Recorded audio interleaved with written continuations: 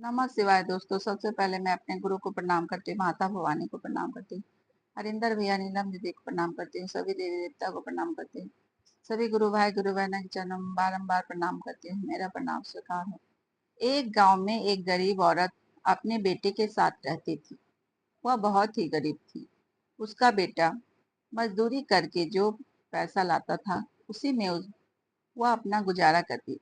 एक बार गांव के कुछ बुजुर्ग औरतों ने उस गरीब औरतों से कहा कि तुम अपने बेटे का ब्याह क्यों नहीं कर लेती हो।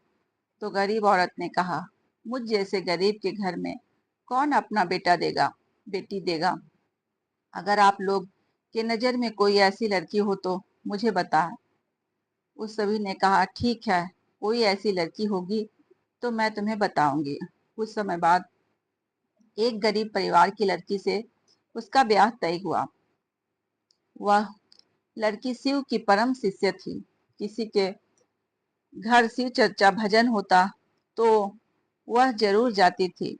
जब वह ब्याह कर अपने ससुराल जा रही थी, रास्ते में एक जगह शिव चर्चा हो रही थी। उस लड़की ने कहा, बैलगाड़ी रोको।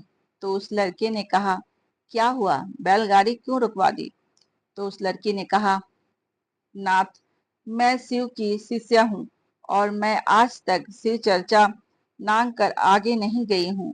अगर आपकी इजाजत हो तो मैं इस शिव चर्चा में जाऊं।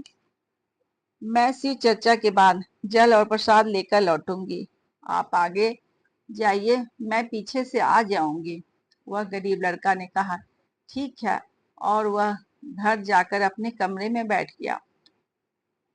माँ को ऐसा लगा कि बेटा अपनी बहू को लेकर आ गया है। वह बहू देखने अंदर गई तो उसने देखा कि उसका बेटा मरा हुआ था। वह फूट फूट कर रोने लगी, हाय रे, कौन सी कुलक्षणी डायन को मैंने अपने घर की बहू बना लिया, मेरे बेटे को खा गई। ऐसा बोल बोल कर वह गरीब औरत रो रही थी कि मैं उस डायन को घर नहीं घुसने दूंगी। लेकिन गांव की कुछ औरतों ने कहा, अब जो हो गया सो हो गया, अब उस लड़की को लाकर अंतिम विधि कर लो। कुछ औरतें उस लड़की को शिव चर्चा से लाने गई, लेकिन उस लड़की ने आने से मना कर दिया और कही, मैं शिव चर्चा छोड़कर नहीं जाऊंगी। मैं शिव चर्चा के बाद जल और प्रसाद लेकर आऊंगी। घर की गांव की औरतें लौट गई और उसने उस गरीब औरतों के सभी बातें बताई। अब उसके बेटे को अंतिम संस्कार के लिए ले जाने के लिए तैयारी चल रही थी कि वह विवाहिता लड़की वहां पहुंची।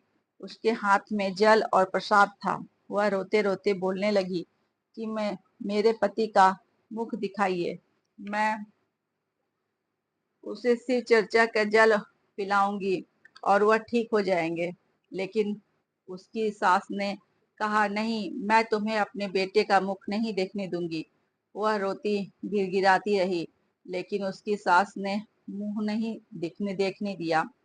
फिर वह गांव के अन्य आदमियों के साथ पास जाकर बोले, मेरे पति का मुख देखने दे। लेकिन किसी ने उसकी बातें नहीं सुनी। वह सभी गंगा के किनारे पहुंचे। वह लड़की भी दौड़ती हुई पीछे पीछे वहां पहुंची और वह गंगा माता से प्रार्थना करते हुए कही, माँ, मैंने अपने पति को यह जल पिलाना चाहती हूँ, लेकिन कोई मुझे मेरे पति का मुख देखने नहीं देता है। हे गंगा माँ, आप मुझ पर दया कर दे। माँ तो दयालु होती ही है। अचानक से वहां आंधी तूफान आ गया। सभी गांव के लोगों की आंखें बंद हो गई और उसके पति का मुंह पर से कपड़ा हट गया। तब उस लड़की ने अपने हाथ से शिव चर्चा का लाया हुआ जल अपने पति के मुख में डाल दिया। जल डालते ही उसका पति हर हर महादेव करता हुआ उठ खड़ा हुआ। अब तो पूरे गांव के लोग देखते रह गए। अब तो पूरे गांव में यह बात फैल गई। वह अपने पति के साथ घर लौटी। उसकी सास अपनी बहू से क्षमा मांगी। अब गांव में हर समय शिव चर्चा और भजन का आयोजन रखा जाता था। और सभी लोग शिव चर्चा में जाते। इस प्रकार जो शिव की कृपा होती है वही होता है। इस प्रकार आज की चर्चा को मैं यहीं विराम देती हूँ। अगर आपको अच्छी लगे लाइक एंड सब्सक्राइब जरूर करें। धन्यवाद।